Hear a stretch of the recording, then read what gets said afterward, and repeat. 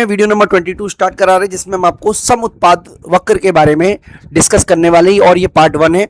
इसके अलावा video number 23 और 24 आपको हमारी एप्लीकेशन विष्णु इकोनॉमिक्स स्कूल में मिल जाएगी। वीडियो में सबसे पहले हम आपको समझाने वाले हैं कि आखिरकार सम उत्पाद वक्र की अवधारणा क्या होती है।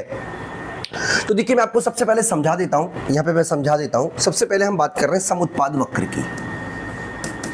सम उत्पाद वक्र, इसका मतलब होता है समान, सम का मतलब समान उत्पादन वक्र। यानी कि आप ये कह सकते हो कि सम उत्पादन वक्र या सम उत्पाद वक्र एक ऐसा वक्र है जिस पर स्थित सभी संयोग उत्पादक को समान उत्पादन प्रदान करेंगे। यानी कि एक उत्पादक, दो साधन है हमारे पास में, मान लीजिए श्रम और पूंजी। श्रम और पूंजी, श्रम और पूंजी के डिफरेंट कॉम्बिनेशन का यूज करता है और डिफरेंट कॉम्बिनेशन यूज करने पर भी उसका जो उत्पादन का स्तर है वो समान रहे, ऐसे वक्र को सम उत्पाद वक्र कहते हैं।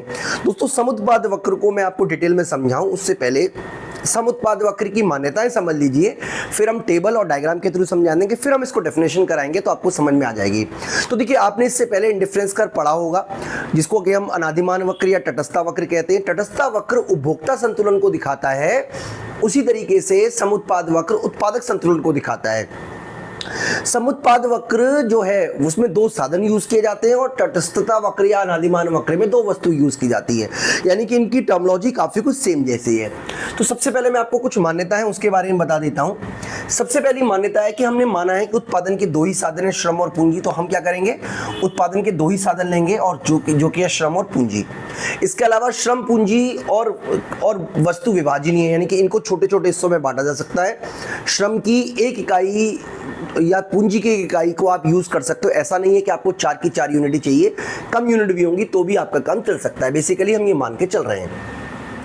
इसके अलावा श्रम और पूंजी के बीच प्रतिस्थापन संभव है, हालांकि ये प्रतिस्थापन पूर्ण प्रतिस्थापन नहीं है, यानी कि श्रम के स्थान पर पूंजी और पूंजी के स्थान पर श्रम का प्रयोग आप कर सकते हो, ऐसा हम मान के चल रहे हैं। इसके अलावा उत्पादन की जो तकनीक है वो स्थिर है, यानी कि उत्पादन की टेक्नोलॉजी में हम जब एनालिसिस करेंगे उस दौरान किसी भी तरीके से कोई परिवर्तन देखने को नहीं मिलेगा। इसके अलावा सभी उत्पादन साधनों का पूर्ण दक्षता या पूर्ण प्रयोग हो रहा है। तो दोस्तों, इस मान्यताओं के बाद हम आपको एक टेबल के माध्यम से समझाने का प्रयास करते हैं कि सम उत्पाद वक्र क्या होता है। पूरा कंसेप्ट को आप ध्यान से समझिएगा। देखिए, एक और मान्यता है वो है सीमांत तकनीकी प्रतिस्थापन दर घटती हुई होनी चाहिए।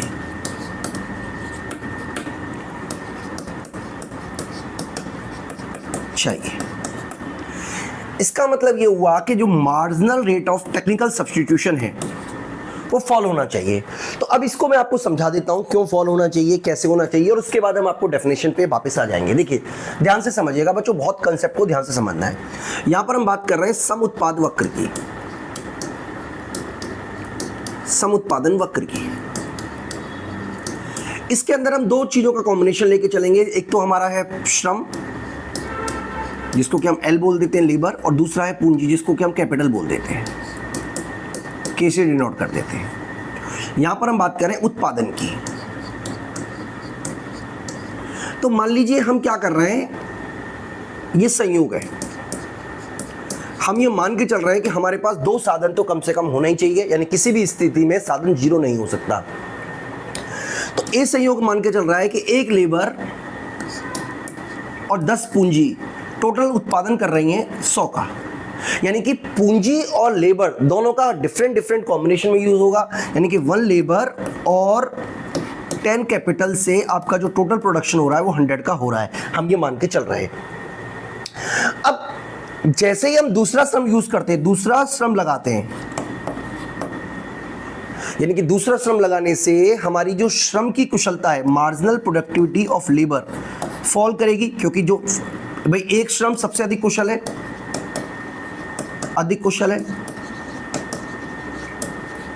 दूसरा श्रम अगला कम कुशल है। तो हम ये मान के चल रहे हैं कि एक श्रम जो है, एक लेबर 3 कैपिटल के बराबर है। अब जैसे ही हम क्या करते हैं, कैपिटल को बढ़ाते हैं, कैपिटल हमारी हो गई 7, लेबर हो गया 2, तो जो मार्जिनल प्रोडक्टिविटी ऑफ लेबर है वो फॉल करेगी। क्यों फॉल करेगी? क्योंकि अब हमारे पास लेबर पहले से ज्यादा है। इसका मतलब बच्चों ये हुआ कि अब आपको लेस एफिशिएंट लेबर का यूज करना पड़ेगा as compare to capital. Simple समझने की बात है कि अब आपके पास लेबर जो आप यूज कर रहे हो वो पहले एफिशिएंट था, उसके बाद कम एफिशिएंट है। यानी कि इस कंडीशन में हम ये मान के चल रहे हैं कि एक लेबर 3 कैपिटल के बराबर की प्रोडक्टिविटी कर रहा है, उसके बाद एक लेबर और लगाएंगे तो वो केवल 2 कैपिटल के बराबर की प्रोडक्टिविटी करेगा, और फिर एक लेबर लगाएंगे तो 1 कैपिटल के बराबर की प्रोडक्टिविटी करेगा। इसका मतलब जैसे जैसे आप लेबर को बढ़ाते हो आपको लेस एफिशिएंट लेबर का यूज करना पड़ेगा, इसलिए उसकी जो प्रोडक्टिविटी है, पहले लेबर की प्रोडक्टिविटी 3 कैपिटल के बराबर है, दूसरे लेबर की प्रोडक्टिविटी 2 कैपिटल के बराबर है, और तीसरे लेबर की प्रोडक्टिविटी 1 कैपिटल के बराबर है।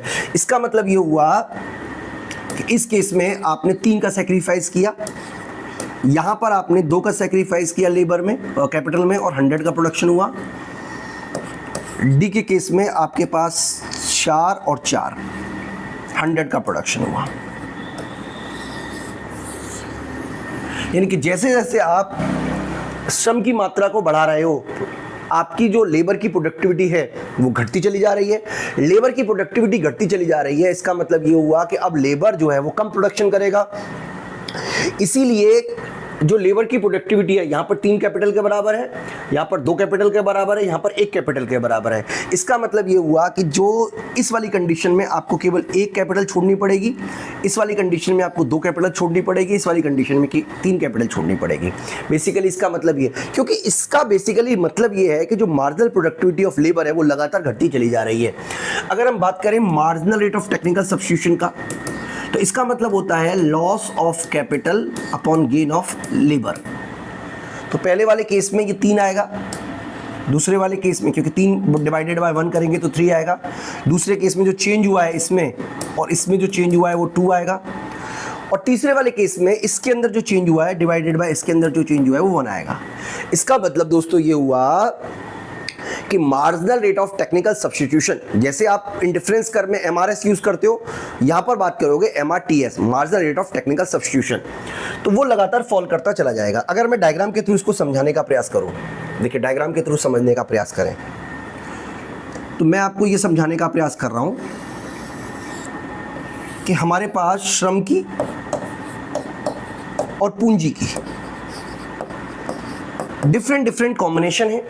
हम किसी भी कॉम्बिनेशन में यूज करें हमारा जो प्रोडक्शन का लेवल रहेगा वो 100 ही रहेगा। इसका मतलब आप 1 लेबर यूज कर रहे हो या 2 लेबर यूज कर रहे हो, 3 लेबर यूज कर रहे हो या 4 लेबर यूज कर रहे हो, इसके अंदर आपका जो प्रोडक्शन होगा वो जो पूंजी होगी वो 10 की होगी, यहाँ पर 7 की होगी, यहाँ पर 5 की होगी, यहाँ पर 4 की होगी। इसका मतलब 1 लेबर और 10 कैपिटल। बी कॉम्बिनेशन बता रहा है 2 लेबर और 7 कैपिटल। सी कॉम्बिनेशन बता रहा है 3 लेबर और 5 कैपिटल।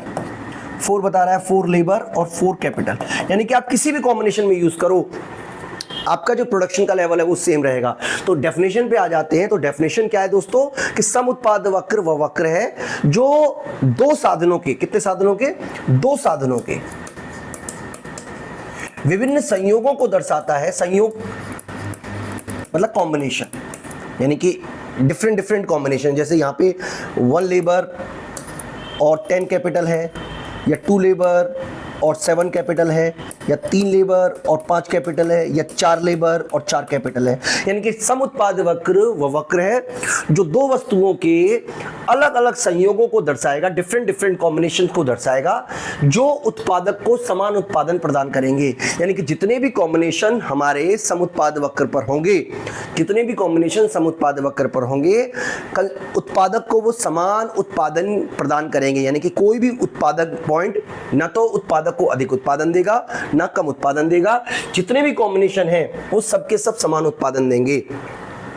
इसका दोस्तों ये मतलब नहीं है कि हमेशा समान उत्पादन रहेगा। अब मान लीजिए मैं आपको यहां पे समझाने का प्रयास करूं,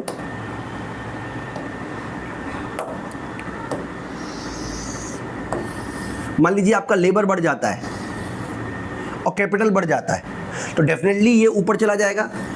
यानी कि ऊपर आईक्यू जो है वो आपके प्रोडक्शन के ऊंचे लेवल को दिखा रहा है। इसको हम बच्चों आईक्यू मैप भी बोलते हैं, यानी कि जो ऊंचा आईक्यू होगा वो अधिक उत्पादन देगा। तो दोस्तों मैं उम्मीद करता हूं कि आपको मेरी बात समझ में आ रही होगी। बेसिकली आपको याद रखना है कि सम उत्पाद वक्र या आइसोक्वेंट कर्व एक ऐसा वक्र है जो लेबर के और पूंजी के डिफरेंट कॉम्बिनेशन को बनाकर दिखाया जाता है, जो इक्वल प्रोडक्शन देने का कोशिश करता है। और आप याद रखिएगा कि जैसे जैसे आपका लेबर जो है वो आप बढ़ाते हो, लेबर की प्रोडक्टिविटी कम हो जाती है। इसलिए पहला लेबर जो है वो 3 कैपिटल के बराबर प्रोडक्टिविटी है उसकी, दूसरा लेबर की प्रोडक्टिविटी केवल 2 कैपिटल के बराबर, और तीसरे लेबर की प्रोडक्टिविटी या मतलब एक तो हम यूज कर रहे थे एडिशनल लेबर की कैपिटल 1 कैपिटल के बराबर है। इसलिए ये वाला सेक्रीफाइस होगा और ये वाला गेन होगा। तो मैं उम्मीद करता हूं कि आपको सम उत्पाद वक्र समझ में आ गया होगा। आप याद रखिएगा कि marginal rate of technical substitution हमेशा तो नहीं बोल सकते, लेकिन सामान्यतः समुत्पाद वक्र की इसमें गिरती हुई होती है, जिसकी वजह से समुत्पाद वक्र का जो ढाल है वो उनतोदर ढाल होता है, जैसे कि आईसी में होता है। तो दोस्तों मैं उम्मीद करता हूं कि आपको आईक्यू का जो कंसेप्ट है वो समझ में आया होगा। तो दोस्तों आगे हम बात करते हैं आईक्यू यानी कि समुत्पाद वक्र की विशेषताओं के बारे में। तो पहली विशेषता तो ये है कि समुत्पाद वक्र नीचे की ओर ढलान वाला होता है। देखिए समुत्पाद वक्र नीचे की ओर ढलान वाले का क्या मतलब है, मैं आपको यहां समझा देता हूं। पहला इसकी विशेषता ये है, नंबर 1, कि इसका जो ढाल है वो ऋणात्मक ढाल होता है।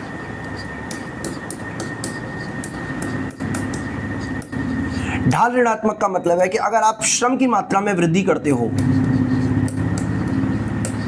तो आवश्यक रूप से पूंजी में कमी करनी होगी,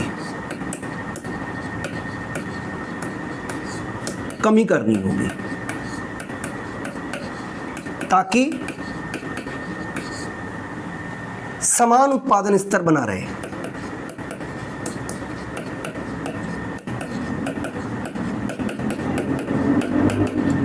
यानी कि समान उत्पादन स्तर बना रहे, इसके लिए आवश्यक है कि जैसे जैसे आप श्रम की मात्रा में वृद्धि कर रहे हो वैसे वैसे पूंजी की मात्रा में आपको कमी करनी पड़ेगी, ताकि उत्पादन का स्तर समान बना रहे। अगर ऐसा नहीं होता तो उत्पादन का स्तर समान नहीं बना रहेगा। यानी कि आपको याद रखना है कि लेबर को अगर आप बढ़ा रहे हो तो कैपिटल आपको 100% घटानी ही पड़ेगी, ताकि आपका जो प्रोडक्शन का लेवल है वो सेम रहे। इसीलिए इसका जो ढाल है वो ऋणात्मक ढाल का होता है। अगर ये पॉजिटिव है, मान लीजिए आईक्यू पॉजिटिव होता, तो ये दिखा रहा है कि आपको सेम उत्पादन के लिए, समान उत्पादन के लिए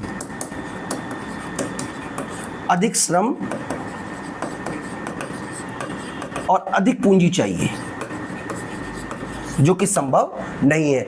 इसीलिए इसका जो ढाल है वो ऋणात्मक ढाल का होता है, जैसा कि हमने यहां पे लिखा हुआ भी है कि समुत्पाद वक्र हमेशा बाएं से दाएं नीचे की ओर झुलका होता है। इसका कारण यह है कि यदि पूंजी की मात्रा बढ़ाई जाती है तो समान उत्पादन बनाए रखने के लिए श्रम की मात्रा में आवश्यक रूप से कमी करनी ही पड़ेगी।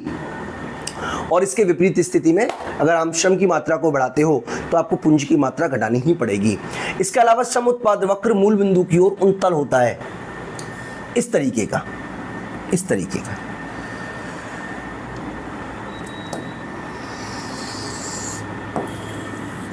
होता है।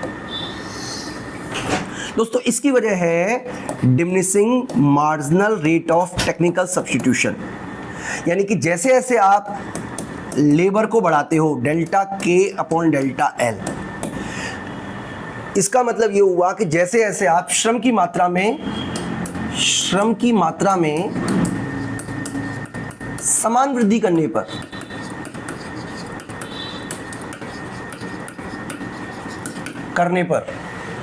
जो पूंजी का त्याग है वो कम होता चला जाएगा।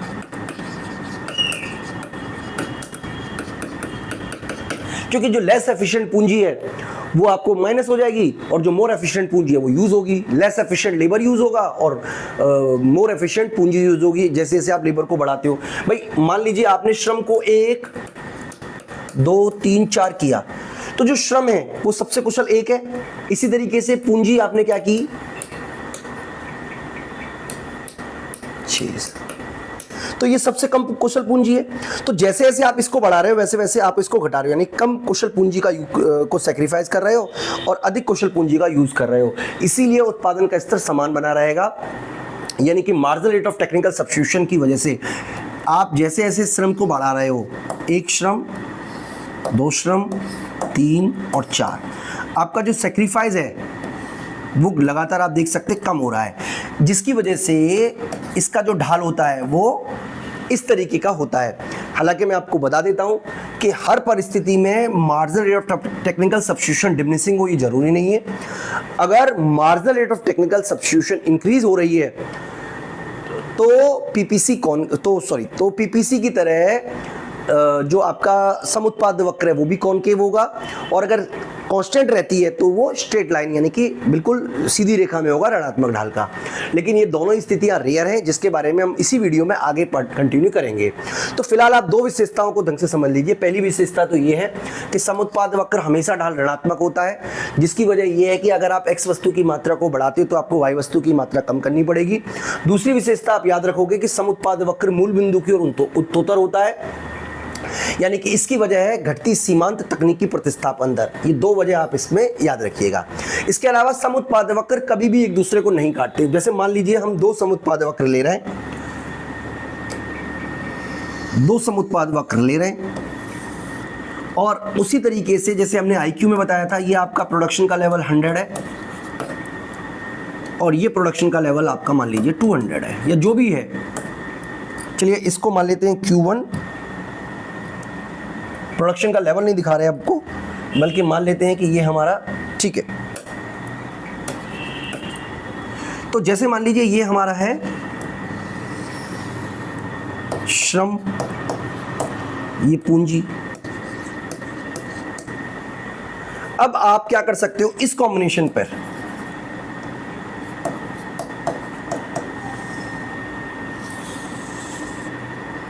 और पूंजी। अब आप देख सकते हो कि ए और बी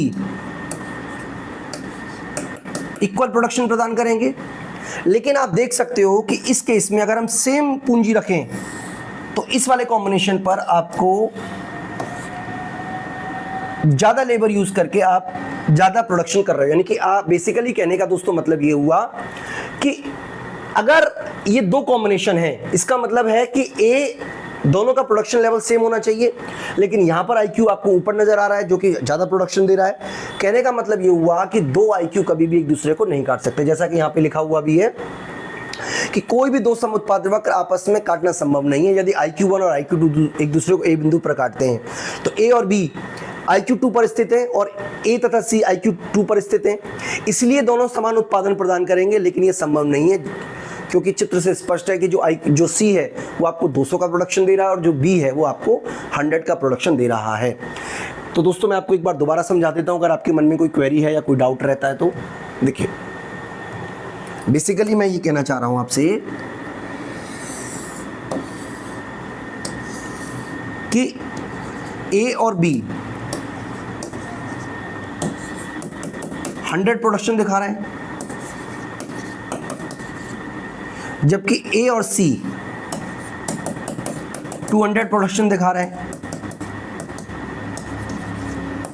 तो ये पॉसिबल नहीं है ना कि एक तरफ तो ए 100 दिखा रहा है, एक तरफ ए 200 दिखा रहा है। इसीलिए ये इस तरीके का जो डायग्राम है वो पॉसिबल नहीं है, क्योंकि समुत्पाद वक्र कभी भी एक दूसरे को नहीं काटते। 34 के फीचर है कि जो ऊंचा समुत्पाद वक्र है वो अधिक उत्पादन देगा। इसके बारे में तो दोस्तों हम ऑलरेडी पढ़ चुके हैं कि जो ऊंचा होगा, कि जैसे जैसे आप ऊपर की तरफ जाओगे आपका ये जो प्रोडक्शन है ये 100 का है। मैं यहाँ पे Q100 लिख देता हूँ, ये Q200 है, ये Q300 है, ये Q400 है। यानी कि जो ऊंचा होगा, जो दाईं ओर होगा समुत्पाद वक्र, वो अधिक उत्पादन देगा। उसमें हालांकि श्रम और पूंजी का दोनों का प्रयोग ज़्यादा होगा, लेकिन वो अधिक उत्पादन देगा। और जो नीचे होगा, जो बाईं ओर होगा, वो कम उत्पादन प्रदान करेगा उत्पादक को। तो ये दोस्तों पूरा का पूरा कंसेप्ट है। इसके अलावा एक और कंसेप्ट है रिज रेखाओं का, उसके बारे में हम आगे डिस्कस करते हैं। तो दोस्तों समुत्पाद वक्र में एक बहुत इंपॉर्टेंट और बहुत महत्वपूर्ण फीचर है रिज रेखाएं। तो इस वाली वीडियो में मैं आपको रिज रेखाओं के बारे में डिटेल में समझाने वाला हूं। देखिए रिज रेखाओं का मतलब समझ लीजिए क्या मतलब होता है। जैसे एक होता है आर्थिक क्षेत्र, आर्थिक क्षेत्र जैसे मैं आपको समझाने का प्रयास करता हूं। मान लीजिए श्रम और पूंजी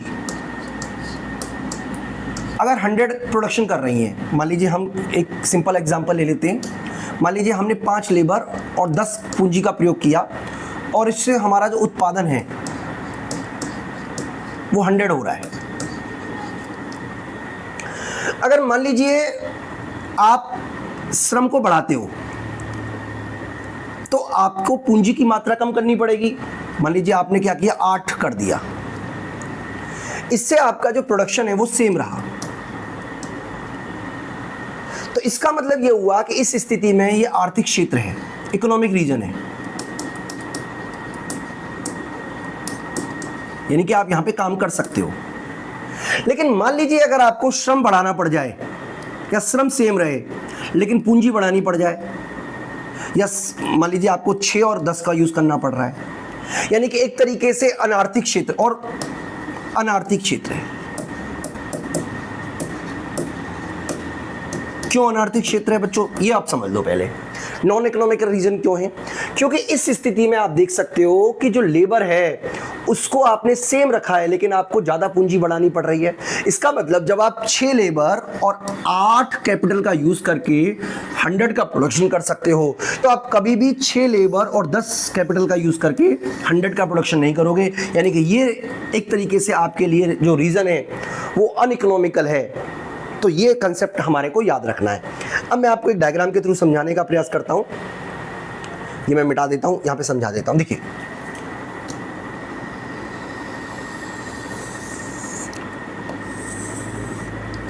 आपने पढ़ा कि ये हमारा है आइसोक्वांट कर्व, जिससे कि आपका 100 का प्रोडक्शन हो रहा है। अब इस पूरे क्षेत्र में हम कह सकते हैं कि श्रम और पूंजी का प्रतिस्थापन संभव है।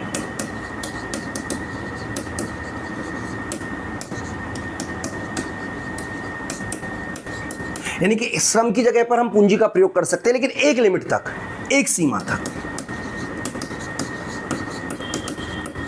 क्योंकि जैसे जैसे आप अधिक श्रम लगा रहे हो, आप जानते हो कि श्रम की जो मार्जिनल प्रोडक्टिविटी घटती है और एक समय के बाद शून्य हो जाती है, एक समय के बाद ऋणात्मक हो जाती है। तो अगर हम एक सीधी लाइन डालें, इसका मतलब इस पॉइंट पर हमारा मार्जिनल प्रोडक्टिविटी ऑफ लेबर 0 हो चुकी है। इसका मतलब ये हुआ कि अगर हम यहां पे मान लीजिए यूज कर रहे हैं 10 लेबर और यहां पे यूज कर रहे हैं 2 कैपिटल, अगर हम इससे पीछे जाते हैं तो हमारे को कम लेबर यूज करना पड़ेगा। मान लीजिए 5 लेबर और कम कैपिटल ज़्यादा लेबर कैपिटल यूज करनी पड़ेगी।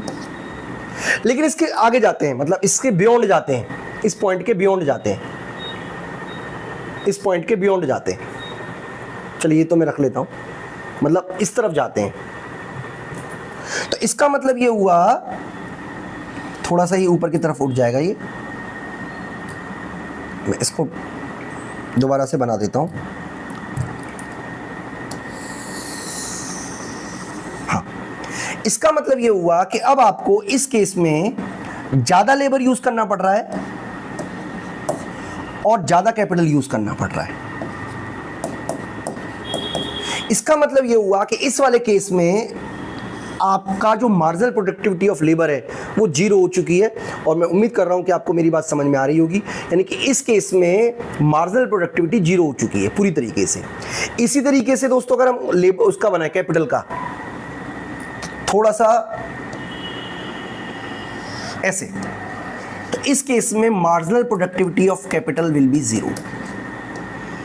यानी कि इसके बाद अगर आप कैपिटल को बढ़ाते हो तो आपको लेबर को भी बढ़ाना पड़ेगा। मान लीजिए 10 कैपिटल है और 2 लेबर है, तो इसका मतलब ये हुआ कि ये वाला है, इसको बोलते हैं मार्जिनल प्रोडक्टिविटी ऑफ कैपिटल 0 है, इस वाले केस में मार्जिनल प्रोडक्टिविटी ऑफ लेबर 0 है।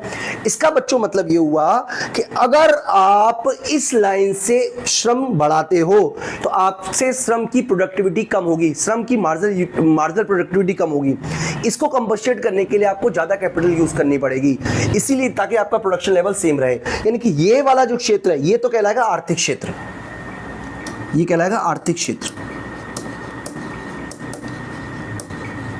तो आर्थिक क्षेत्र क्या है? जहां पर marginal productivity of labour positive रहती है और जहां पर marginal productivity of capital positive रहती है। इसके बाद marginal productivity of labour negative हो जाएगी और इसके बाद marginal productivity of capital negative हो जाएगी। यानी कि ये वाला जो एरिया है यहां से लेके यहां तक का, ये हमारा आर्थिक क्षेत्र कहलाएगा और यहां से लेके ऊपर वाला अनार्थिक क्षेत्र कहलाएगा। अगर मान लीजिए हम कई सारे कर बना लें, तो मान लीजिए ये हमारा एक क्षेत्र है, यहां पर ये वाला है, इसको नाम दे देते हैं A B C D, और भी बना सकते हैं। अगर हम एक लाइन खींचें जो हमारे सभी ऐसे कॉम्बिनेशन को जोड़ के बनती है जहां पर मार्जिनल प्रोडक्टिविटी ऑफ लेबर 0 है, तो इसको बोलेंगे निचली रिज रेखा। और अगर इसको जोड़ के बनाते हैं तो इसको बोलेंगे ऊपरी रिज रेखा। यानी कि ऊपरी रिज रेखा पर मार्जिनल प्रोडक्टिविटी ऑफ कैपिटल 0 होती है और निचली रिज रेखा पर मार्जिनल प्रोडक्टिविटी ऑफ लेबर 0 होती है।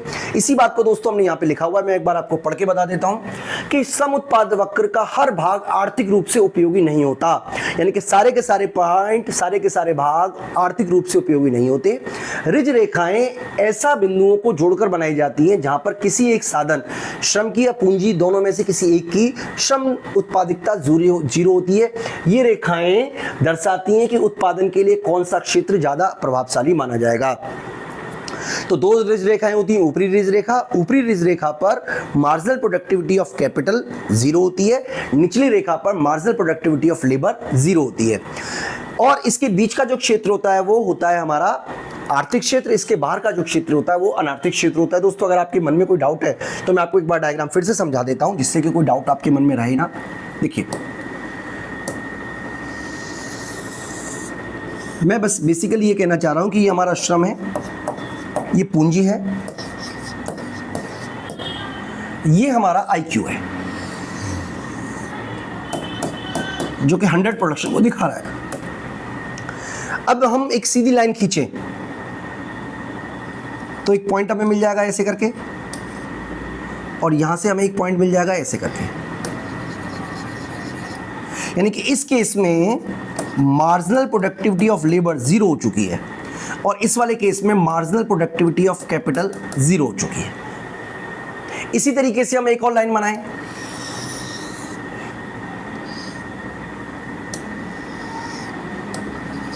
मार्जिनल प्रोडक्टिविटी ऑफ कैपिटल 0 है, मार्जिनल प्रोडक्टिविटी ऑफ लेबर 0 है। और भी बना सकते हैं, जरूरी नहीं है कि हम 2 ही हों, 3 बना सकते हैं। अब हम इसको A, B और C बोल देते हैं और इसको जोड़ते हैं तो ये निचली रिज रेखा बन जाएगी, और अगर इसको जोड़ते हैं तो ये ऊपरी रिज रेखा बन जाएगी। तो दोस्तों ये पूरा का पूरा कंसेप्ट है। कंसेप्ट ये है कि सम उत्पाद वक्र का पूरा हिस्सा आर्थिक रूप से उपयोगी नहीं होता, पूरा का पूरा हिस्सा एफिशिएंट नहीं होता, बल्कि रिज लाइन गैर उपयोगी और उपयोगी क्षेत्र को बांटती हैं। जो क्षेत्र रिज लाइन के भीतर होता है वो तो उपयोगी होता है और जो बाहर होता है वो उपयोगी नहीं होता। तो रिज लाइन के अंदर ही कोई भी प्रोडक्शन करना चाहेगा, उसके बाहर कोई भी प्रोडक्शन करना नहीं चाहेगा। तो दोस्तों ये पूरी की पूरी विशेषताएं हैं।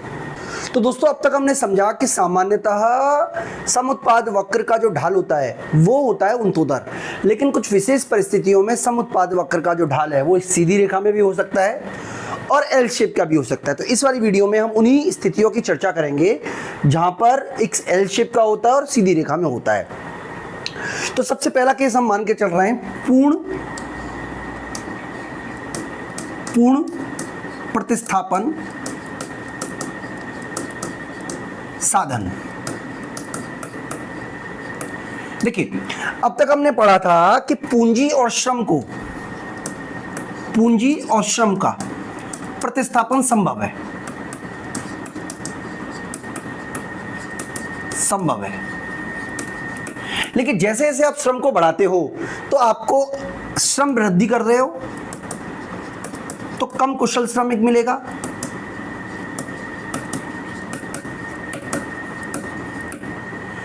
और पूंजी में कमी कर रहे हो तो जैसे जैसे पूंजी में कमी होगी अधिक कुशल पूंजी हो जाएगी। तो इसीलिए पहले जब एक लेबर 3 कैपिटल के बराबर काम कर रहा है तो अगला एक लेबर केवल 2 कैपिटल के बराबर काम करेगा और अगला एक लेबर केवल 1 कैपिटल के बराबर काम करेगा। यानी कि श्रम और पूंजी प्रतिस्थापन तो है लेकिन पूर्ण प्रतिस्थापन नहीं है। अगर हम ये मान लें कि श्रम और पूंजी पूर्ण प्रतिस्थापन है, इसका मतलब ये हुआ कि श्रम में आप वृद्धि कर रहे हो 1 की और पूंजी का त्याग कर रहे हो 2 पूंजी का। तो इससे क्या हुआ, जो श्रम की उत्पादकता है, मार्जिनल प्रोडक्टिविटी ऑफ लेबर, वो चेंज नहीं हुई, वो सेम की सेम बनी रही, जिसकी वजह से आपको एक लेबर और बढ़ाने के लिए 2 कैपिटल का ही सेक्रीफाइस करना पड़ेगा, फिर एक और लेबर बढ़ाने के लिए 2 कैपिटल का सेक्रीफाइस करना पड़ेगा। इसकी वजह यह है कि साधन पूर्ण प्रतिस्थापन होते हैं। वास्तविक जीवन में साधन पूर्ण प्रतिस्थापन नहीं होते, लेकिन अगर हम ये मान लें कि कोई ऐसी वस्तु है जिसमें पूंजी और श्रम को पूर्ण रूप से प्रतिस्थापन किया जा सके, तो इसका मतलब ये हुआ कि एक लेबर बढ़ाने के लिए आपको 2 पूंजी का सेक्रीफाइस करना पड़ेगा, फिर एक लेबर के लिए 2 कैपिटल का सेक्रीफाइस करना पड़ेगा, फिर एक लेबर के लिए 2 कैपिटल का सेक्रीफाइस करना पड़ेगा। यानी कि जैसे जैसे आप लेबर को बढ़ा रहे हो वैसे वैसे कैपिटल का सेक्रीफाइस तो करना पड़ेगा, लेकिन जो रेट है वो कांस्टेंट बना रहेगा, जिसकी वजह से जो ढाल होता है वो बिल्कुल सीधी रेखा में होता है। देखिए यहाँ पे लिखा हुआ है कि जब श्रम और पूंजी एक दूसरे के पूर्ण प्रतिस्थापन होते हैं तब सीमांत तकनीकी प्रतिस्थापन दर, marginal rate of technical substitution, स्थिर रहती है। ये आपको याद रखना है। यानी कि जिस केस में श्रम और पूंजी आपस में पूर्ण प्रतिस्थापन होंगे वहां पर marginal rate of technical substitution श्रम और पूंजी के बीच का स्थिर बना रहेगा, फिक्स बना रहेगा। इस स्थिति में सम उत्पाद वक्र एक स्ट्रेट लाइन, सीधी रेखा में होता है। ये भी आप याद रखिएगा, जिसे रेखीय सम उत्पाद वक्र कहते हैं। इसका अर्थ यह है कि श्रम और पूंजी का उपयोग अनंत अनुपातों में कर सकते हैं और उत्पादन समान रहेगा। इस स्थिति में प्रतिस्थापन की जो लोच होती है वो अनंत होती है, यानी कि आप एक साधन के स्थान पर दूसरे साधन का प्रतिस्थापन कर सकते हैं और उसकी जो लोच होगी वो अनंत रहेगी। दूसरा है पूर्ण पूरक साधन। देखिए पूर्ण पूरक साधन को मैं आपको यहीं समझा देता हूं। पूर्ण पूरक साधन क्या होते हैं? पूर्ण पूरक साधन, पूर्ण पूरक साधन वे होते हैं जिसको आप एक निश्चित अनुपात में यूज करते हो। निश्चित अनुपात, मान लीजिए आपने 2 लेबर और 5 कैपिटल का यूज किया, 2 लेबर और 5 कैपिटल का यूज किया। इसका मतलब यह हुआ कि यहां पे मैं लिख देता हूं 2 लेबर और 5 कैपिटल, ये कॉम्बिनेशन है।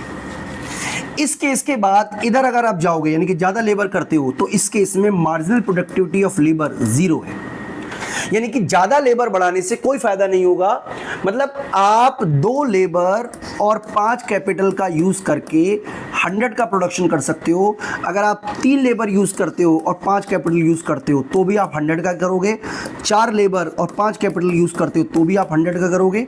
इस केस में जो लेबर है, एडिशनल जो लेबर है, उसकी यूटिलिटी ना के बराबर है, 0 के बराबर है। उसी तरीके से अगर आप ऊपर चले जाते हो यानी कि मार्जिनल प्रोडक्टिविटी ऑफ कैपिटल जो है वो 0 है। इसका मतलब ये हुआ कि आप क्या करते हो, सेम लेबर यूज करते हो। 2 लेबर 6 कैपिटल, 2 लेबर 7 कैपिटल, तो भी आपका जो प्रोडक्शन का लेवल है वो सेम बना रहेगा। इसका मतलब ये हुआ कि इस केस में आपको एक एल शेप मिलेगा, यानी कि आप जितना मर्जी लेबर यूज करो एडिशनल, जितना मर्जी कैपिटल यूज करो एडिशनल, आपका जो प्रोडक्शन का लेवल है वो सेम बना रहेगा। यानी कि ज्यादा लेबर और ज्यादा कैपिटल आपको इक्वल ही प्रोडक्शन देगी। हाँ, हालांकि आप लेबर और कैपिटल दोनों को बढ़ाते हो तो आपको एक ऊंचा कॉम्बिनेशन मिल सकता है, लेकिन सेम लेबर और सेम कैपिटल को आप नहीं बढ़ा सकते। यानी इस स्थिति में श्रम और पूंजी एक दूसरे के प्रतिस्थापन नहीं होते, जिसकी वजह से प्रतिस्थापन की लोच इस समय 0 होती है। तो यानी कि आप याद रखिएगा इस स्थिति में प्रतिस्थापन की लोड शून्य होगी। इसके अलावा जब श्रम और पूंजी का निश्चित अनुपात में प्रयोग किया जाता है, जैसे एक मशीन के लिए एक श्रमिक आवश्यक हो, तो उन्हें बदला नहीं जा सकता। इस स्थिति में सम उत्पाद वक्र एल शेप का होता है और ये दिखाता है कि इस स्थिति में हम एक दूसरे को बदल नहीं सकते और इस स्थिति में प्रतिस्थापन की लोड शून्य होती है। दोस्तों ये अपवाद है जिसके बारे में हमने समझा और हमें दोबारा समझ लीजिए कि दो परिस्थितियां हैं जिसमें सम उत्पाद वक्र जो है वो एल शेप का हो सकता है अगर वस्तु पूर्ण पूरक हो, और अगर पूर्ण प्रतिस्थापन साधन है तो ये एल तो सीधी रेखा में होगा। दोस्तों मैं उम्मीद करता हूं कि आपको सम उत्पाद वक्र के अपवाद समझ में आ गए होंगे। कंसेप्ट हम कवर कर रहे हैं जिसका नाम है सीमांत तकनीकी प्रतिस्थापन दर। सीमांत तकनीकी प्रतिस्थापन दर हमें बताती है कि एक साधन की मात्रा में वृद्धि करने के लिए हमें दूसरे साधन की कितनी मात्रा में कमी करनी पड़ेगी। यानी कि जब उत्पादन के स्तर को समान बनाए रखना है तो किसी एक संसाधन को एक अतिरिक्त इकाई को पाने के लिए आपको दूसरे संसाधन की कितनी मात्रा में घटाया जाएगा, इसी को तकनीकी सीमांत प्रतिस्थापन दर कहते हैं। यानी कि marginal rate of technical substitution LK अगर मैं 5 लिख रहा हूं तो इसका मतलब है कि एक इकाई श्रम की मात्रा में वृद्धि करने पर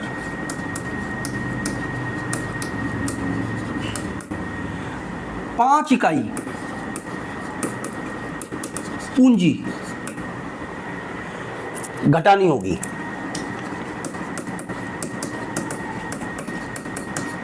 और अगर मैं ऐसे लिखता हूं उल्टा 2, तो इसका मतलब है कि एक पूंजी की इकाई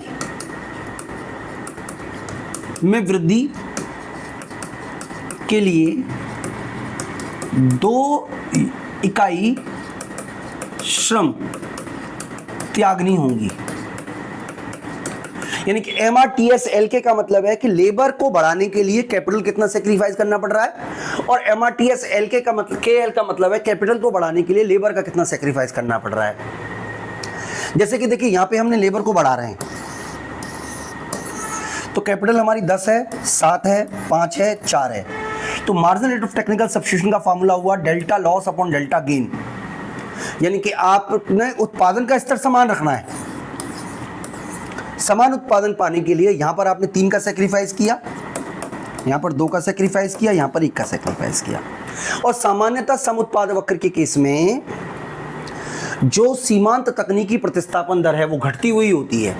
इसका मतलब, इसका कारण ये है कि जैसे जैसे आप लेबर को बढ़ा रहे हो कम कुशल लेबर काम करेगा, जैसे जैसे पूंजी को कम कर रहे हो अधिक कुशल पूंजी काम करेगी। इसीलिए आपका यहां पर एक लेबर 3 कैपिटल के बराबर प्रोडक्शन कर रहा है, लेकिन अगला लेबर केवल 2 कैपिटल के बराबर ही प्रोडक्शन करेगा, और अगला लेबर केवल 1 कैपिटल के बराबर ही प्रोडक्शन करेगा। यानी कि एक लेबर, सॉरी इस वाले केस में 3 कैपिटल के बराबर, एक लेबर 2 कैपिटल के बराबर, एक लेबर 1 कैपिटल के बराबर, जिसकी वजह से जो सम उत्पाद वक्र होता है वो उंतोदर ढाल का होता है। लेकिन दोस्तों कुछ परिस्थिति में सम उत्पाद वक्र बढ़ता हुआ भी हो सकता है और समान भी हो सकता है। तो 3 इसके प्रकार हैं। सबसे पहला बढ़ती सीमांत प्रतिस्थापन दर, बढ़ती तकनीकी, यहां पे तकनीकी आना चाहिए, बढ़ती तकनीकी,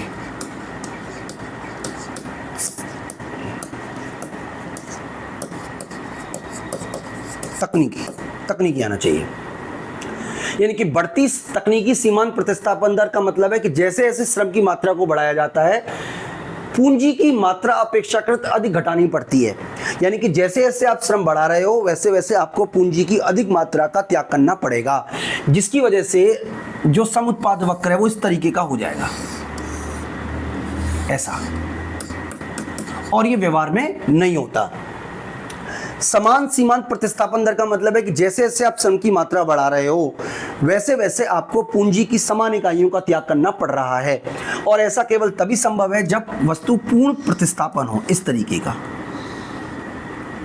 IQ।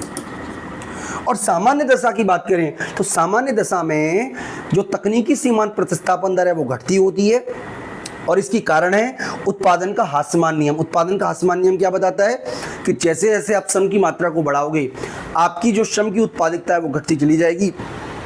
यानी कि पहला लेबर 3 कैपिटल के बराबर काम कर रहा है तो दूसरा लेबर केवल 2 कैपिटल के बराबर काम करेगा और तीसरा लेबर केवल 1 कैपिटल के बराबर काम कर रहा है। तो इस स्थिति में जो IQ होगा वो इस तरीके का होगा।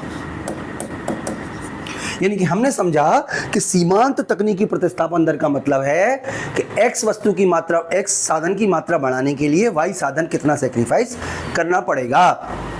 3 स्थितियां संभव हैं। बढ़ती तकनीकी सीमांत प्रतिस्थापन दर, यानी कि आप श्रम की समान मात्रा बढ़ा रहे हो, पूंजी का अधिक त्याग कर रहे हो। समान सीमांत तकनीकी प्रतिस्थापन दर, श्रम की समान मात्रा बढ़ा रहे हो, पूंजी का भी समान त्याग कर रहे हो। और घटती तकनीकी सीमांत प्रतिस्थापन दर, श्रम की समान मात्रा बढ़ा रहे हो और जो पूंजी का त्याग है वो लगातार घटता चला जा रहा है। तो दोस्तों ये पूरा का पूरा कंसेप्ट है और मैं उम्मीद करता हूं कि आपको तकनीकी सीमांत प्रतिस्थापन दर समझ में आ गया होगा।